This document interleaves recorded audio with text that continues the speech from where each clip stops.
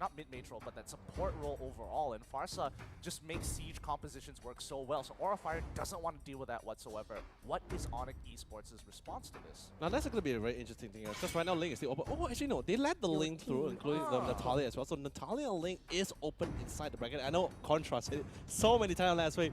They need to prioritize the ban on the Link. He's just too strong, and instantly Qualifier is definitely going to take that chance to pick up the first pick on that Link. Yeah, and it looks like, you know, that's why they were trying to set up, get rid of the Farsa, get rid of mainly Kaja in this particular situation here. But it doesn't mean that they don't have potential counter picks, because ONIC could easily go for a Jawhead support, Jawhead side lane, just to make sure if Ling comes down, he gets the ult, he tries to get the ultimate. If they can catch him in between the animations, I think there is a possibility. So Jawhead is probably something they might want to look out for ONIC Esports.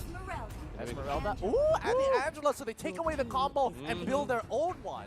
Yeah, and I was also want to point it out as well. Like Angela, if you see a lane, you definitely don't want to try to take the Angela away from your team, or you just want to ban it out instantly, because Angela and Link, such a scary combo. Like instantly with the hearts gone on top of Link, bonus HP shields and everything, you cannot. Literally, with that combo, Link just makes diving towers look like normal. Like, it doesn't hurt at all. And I also just love the Esmeralda pick coming up from side here of ONIC. That just allows it a little bit of versatility back and forth. You can't really tell whether she's going to go pure tank or going to be a pure damage. But now the last two picks coming on the side here of Qualifier is going to be the Uranus and the Purple Cube. We see ONIC constantly banning out the Purple Cube because they know how annoying that thing is going to be. And they're going to find a lockdown with a very safe marksman, and that's going to be the Claude. Yeah, I mean, the Purple Kupal here, like, initially I would believe that, yes, you're looking for a hyper carrier, and Purple Kupal might be able to do that, yes, and he scales pretty well. However, I would say that in this particular situation, hyper carry is always going to be priority over to the Ling, while Purple Kupal, yes, he can scale later into the game. The utility is just a little too good. And as you mentioned, ONIC did get a very, very safe hyper carry with the Claude. They could have potentially gone for the carry. However, it's extremely dangerous against the Ling. You could go for the Granger, but that Rondo is punishable now. Yep. And this time ONIC is looks like Anti-Mage is going to glad his, you know, we all know Anti-Mage is definitely the OG for the damage, but instead he's going to ban it out because he's a little bit in fear of how much damage might be coming out from the side here of Aura of Fire, and they're going to get rid of the Sicilian here.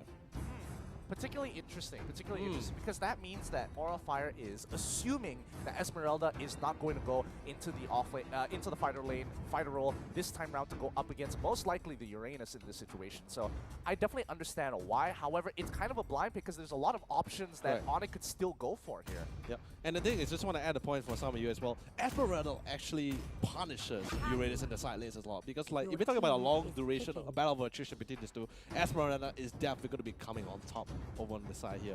But Koriga is going to be the pick on the side of ONIC Esports. They need a lot of control for that Link. They need to really try to lock it out. And I love the decision making coming from the side of ONIC Esports. They really want to try to make sure they have mobility picks, allowing to at least defending their backline or even try to secure them from a safe distance. Yeah, and you can already see that Aura Fire want to set up for this lane. Their entire composition is built around him. They're getting the Kufra, a great engage. They're also getting the Cho as well, extremely good engage. Popol brings the utility just in case and also scales very well towards the late game, and Uranus being that brick wall. ONIC, as of right now, we can see that the composition has already denied the Ling-Angela composition while also getting some really safe picks here. Because again, Kagura can dash in and out with the umbrella, which is very, very useful against single target damage like Ling, who wants to jump on top of her. Oh, Yin Yang overturn, bail out with a bail out, hopefully, or maybe even build the Ice Queens want to kind of slow him down when he's tagging alongside the jungle walls. Now the thing is, now the real question is, I want to know is, which side is going to be playing a little bit more aggressive? Because both sides, you can definitely tell, a lot of them really want to try to get their level 4 up as possible. Definitely more towards on the side of ONIC, but with the Atlas. Only when Atlas has his level 4 first, only then will they be able to try to commit towards that mid game or even any of the team fight happening. Well, personally, I feel like Aura Fire in this particular situation should be able to go for the invade, or at the very least look to siege and be very aggressive early on pre-4, because Popol and Kupal, what's great about them is that Popol doesn't necessarily have to be in the fight. He kind of sends Kupal and is like, go, woof, woof, make things happen. And yeah, it works out. Not to mention that they also have the Cho. They also have a Kufra who are very... I would say Kufra is okay at level 1. Cho in particular can be a little deadly. Definitely for sure. But anyway, fine, ladies and gentlemen, just another great view of that cinematic of that Land of the Dawn. We're going to be seeing how well this game 1 is going to go for both of this team here, which is going to be such an important game for for both of the teams. All right, let's both take a breather here. All You right. can already see that ONIC slowly taking control over the mid lane as much as possible. And yeah, Yep. this is the beauty of Popol Koopa. Just go, Koopa. Such a do all the nuisance, work. man. Such a nuisance, my god. By the way, Rasi as usual, just trying to be as distracting as much as possible, but I just love Phoenix just zoning out, even though despite going alone and risking the fact that he might get caught off guard, but he's so confident they don't really have enough damage during that level 1 to actually pick him off. Yeah, and I think what's important here is that both teams are playing to their strengths, and you can see that Cho actually going into the side lane, to deal with Anti-Mage in this particular situation, while Angela has to deal with the Uranus. Not exactly the best lane matchups overall, but not bad considering that, you know, Anti-Mage was supposed to be designated to deal with this Uranus. Very interesting as well. But then again, at the same time, we see Sasa, like, I'm pretty sure he's going to be doing really great with that Angela. We saw a couple of times, he already spammed the low waves a couple of times, literally zoning out the Uranus all the way back to the first tier tower. He's not having a fun lane at all. Yeah, but, you know, at least he's not in risk of dying, you know? Compared to Esmeralda, where if you make like a significant enough mistake, you die. In this particular situation, like, if you die to the Angela, ooh, you really messed up. Like, you really made some individual mistakes. Yeah, but right now we can see, like, definitely from the first few minutes of the game, right? We already noticed that these teams is definitely not being too greedy with their, not being too aggressive, not being too invading too much either. They're just playing a little bit safe. So literally, this game literally comes down to whether Ling will be able to pop off, or will CW actually pop up with the Claw. Personally, I think as of right now, Qualifiers should be looking to play towards bottom side actually, and look to dive that Angela pre-level 4 before she gets that global ultimate. Because if you're trying to punish a lane that isn't the Angela lane, then that global is going to be overutilized. You know, it's going to be super effective because she can just teleport straight on top of the right targets, keep them alive for as long as possible. So if you're looking to punish for the side of Qualifier, hopefully they look for that Angela. Yeah, for sure. But you can see already Trust is already hitting level 4 alongside with Anti-Mage, and the rest of the team, you know, is still on the way. But most importantly, like you said, Sasa with the Angela is already hitting level 4. We're going to be seeing whether this Rasi is able to power that level 4 soon. But according to the minimum, we see him getting a little bit down low. He has the Kubra. Just so annoying. Just do half damage. 50% damage has already been done. But same has been trading on the side here of Van Strong. Trust getting a little bit too greedy, but still diving in because he knows he has consecration. He's so confident with that shield. Diving in, trying to do as much damage as possible. But Tasset is trying to run away from his life, away from Anti-Mage.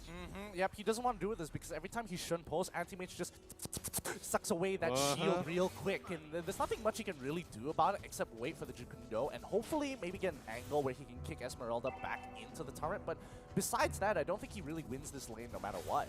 Yeah, but anyway, now we're going to be seeing how the first turtle is going to be going down. Whether they're going to be seeing either of these teams going to be contesting with each other. But anyway, Phoenix could actually get caught off guard here, but still so much shield coming off as well. Tamba's going to be dropped down as well. CW still alive, still doing quite a amount of damage, but Sally is rusty. Will be throwing first blood here for himself for the team here. Van Strong trying to run away for his life here. The Popol's getting a little bit down low, but CW has another thing to say about it, but easily. Multiple trades, multiple brawls happening all over the place here, but Honest Esports is having the upper hand in this first team fight clash. Trust able to get that movement speed and able to dash away and keep himself alive a little bit longer here. The carriers, they try really, really hard to get CW there. Yes, they do trade him out in the end, but they lose 3 members in the process, leaving only the tanks to the tanks and initiators kind of just hover around and pray to God that they're able to save this tough situation. Commit into any of the like a specific kill. We need to try to break up the team. We cannot commit a team fight just yet until we're fully confident that we just have enough damage to go toe to toe with any of their members here. Yeah, and now we can see on the top side getting punished. Tizet is in a lot of trouble. 3 members trying to get on top of him. Rasi with Fatal Link's gonna secure that kill for Sasa there. For CW there. Still picking up as many kills as possible to speed up the process to which he needs to get to for critical mass. You know, now this is a very prime example like how annoying Popol Koopa is, right? Not only is Popol able to actually stand at the safe distance and does the amount of damage, but he also has the ability to actually lock down and also has spellbound when they are performed. By the way, Phoenix try to defend as long as he can against so many of the members here. Popol Koopa trying to assist him as well to hold down this first tier tower. None of these teams are willing to even give away a single objective just yet. Even the turtle is still around. Yeah, there's still, I mean, it's a hard contention point because Qualifier understands like, hey, we need to actually get a split push and kind of break up ONIC Esports apart before they get together because as a team, it's very difficult to do so. However, Sasa makes it incredibly difficult to even split push sometimes because at this stage of the game, Sasa's damage is still relevant to clear the waves. And now they're sitting on the turtle sitting on the turtle. They will be able to pick it off. There is a push going on to top side here, and ONIC Esports is forced to respond. They will lose a turret in response to this turtle. I guess it's one objective for another. The thing is that they cannot. I love the fact that Qualifier is like, hey, you know what? If you're taking the turtle objective, I might as well try to take something in return. We cannot have a loss here. We need to have a quite equal trade here. By the way, going to be seeing on the side here, Trust just so tanking with the consecration, but just too much people just jumping and doing so much damage. And don't forget, CW. I mean, okay, he's going to be using Blazing Duet here to try to clear out the waves. But anyway, they gained so much here from this one game. Yeah, they're holding on as long as possible. Van still strong here. He's taking his time, but now Phoenix under the turret. It might be in a little bit of trouble here with 3 members. He's kind of in trouble, but yeah, he's trying to protect the turret, and he successfully does, trading his life for this bottom tier 1, allowing Qualifier to take control over the mid lane, break that tier 1, and quickly rotate out of there. Really well played, but then again, I don't think they can defend this tier 1 once again because literally CW is already currently on it with a new minion wave. It's going to go down here. Now we're literally looking at 2,000 on the side here of Qualifier, 1,000 on the side of ONIC Esports. The goal difference, definitely not that much, but there is still a 2K goal lead here. Personally, I think Qualifier is in a much better position in comparison to ONIC because losing that mid tier 1 means that you're not going to have as much control over that river lane and nowhere to really fall back to. So potential jungle invades are now viable for Qualifier. They can go into the top or bottom side if they want to pretty safely because that tier mid 1 is gone. Anyway, you're going to be seeing our dear friend Rasi gets a little bit caught out by that Alpha. We're still going to be using perfect match to see if he can try to get out of such a situation for himself. Advance, usual, just jumping across all the places just like the Attack of Titan he is. And now everyone's just trying to play as passive and safe as much as possible. Are you telling me that every time you see Vance just jumping in from one place? Oh, wait, the tap. Looks like they didn't really want to commit here. Hopefully they were baiting out certain spells. I think they were hoping that Sasa would actually put that hard guard really quickly. But getting back to my main point. Getting back to the main point here. You know, besides the game. So every time you see Vance just zipping through the sky, all you hear is Kimi no oh yeah, bro. Like that. Okay, dude, is it Attack of Titan? Like, which one sounds cooler? Attack of Titan or MLBB Ballerina? Right? Definitely for sure. We all want to say Attack of Titan sounds way better than Ballerina. I mean, you know, they have a hero that who basically literally has an ability called Steel Cable. So I would like to see a fanny skin that's incorporated with Attack on Titan. That would be pretty cool. But coming back into the game here, we can see that Aura taking control. And now they just want to reap the benefits one by one. Phoenix, yes, he saves 2 members from his team, but will he go down in response? That tether puppet on a string from Sasa will slow him down enough for CW to secure the kill. It's going to be a 2 for nothing there for ONIC Esports. Dude, this is absolutely, I'm loving it. Like, I really want to break down. I'm not sure whether this is going to be true or not, but I feel I saw a 200 IQ play coming off the side of ONIC Esports because they know the only retribution spell that's on the side of Qualifier was Vance. That's the link. But the thing is, they did not see the link inside the turtle. They know this link is getting ready to actually jump towards that backline. And using that opportunity, we saw CW instantly battle mirror image down into the turtle and come with the battle. By the way, going to see Fiddle is going to be pulling them all the way back, and that's going to be the end of Vance and Thrust is left the lane. But because of that assumption, they get punished for it.